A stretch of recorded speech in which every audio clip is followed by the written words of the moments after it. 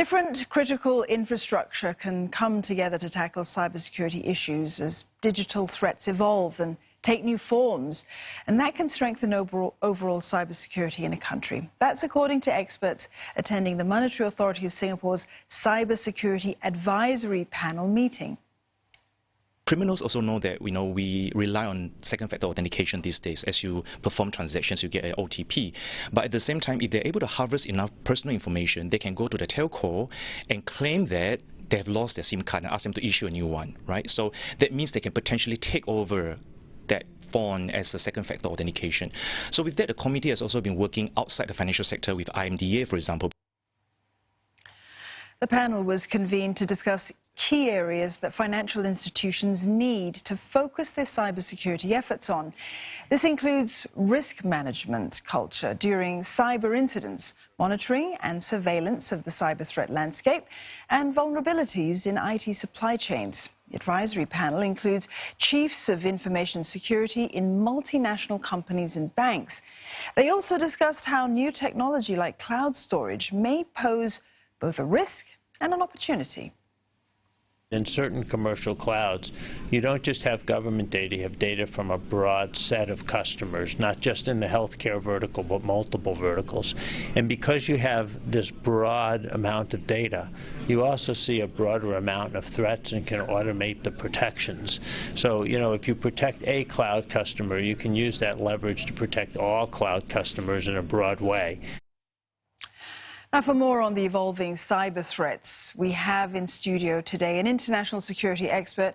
He is George Kurtz, and he's also the CEO and co-founder of cybersecurity firm Crowdstrike, and is also one of the key speakers at the Singapore International Cybersecurity Week that's taking place this week here in Singapore. George, welcome. Thank you. So, George, first off, tell us what will be highlighted at this year's event. It's really about a partnership in trust and confidence, and that's critical to digital security and really critical to the economic growth of countries like Singapore. That's one of the things that's always impressed me about Singapore is how forward-leaning they are with their security efforts. So can you outline perhaps some of the new best practices for protecting information from criminal groups, because that's a big concern for us here? Well, I think what's important to realize is that the criminals are moving at the speed of the cloud and the speed of the network, and that's what the defenders have to do. So I think cloud enablement and cloud security, as well as artificial intelligence, will be critical to preventing these breaches in the future. What about globally, as well as in ASEAN? What is actually being done to ensure that, there is this sort of level of trust that we can have in cyberspace? Well, globally, what we see working well is information sharing. And again, that's a big part of what you'll see this week is learning from these threat actors around the globe and being able to protect across the entire customer base for many financial institutions and governments. So you mentioned earlier this issue of trust. I mean, and we want to be able to use cyberspace as cleanly and as safely as possible. But how far can we sort of define that term trust these days? I mean, we seem to be so exposed to hacking incidents and so on.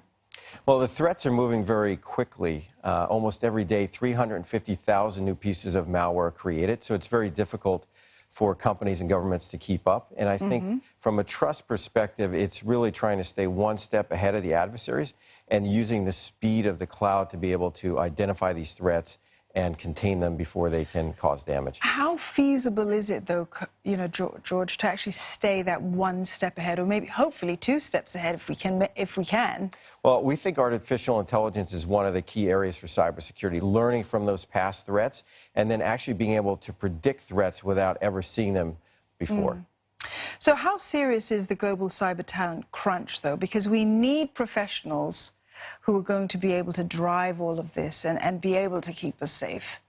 Well, the cyber security, the talent crunch, I should say, is really problematic. There's over 1 million jobs that are waiting to be filled in cybersecurity around the globe.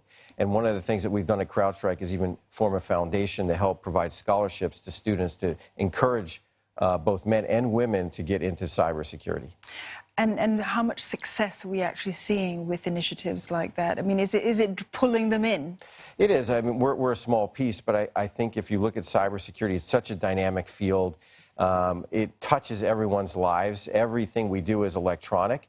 And I think what we focus on at Crowdstrike is the mission of protecting customers from being breached. And I think that's a noble cause that young people are interested in helping out in. It certainly is a noble cause.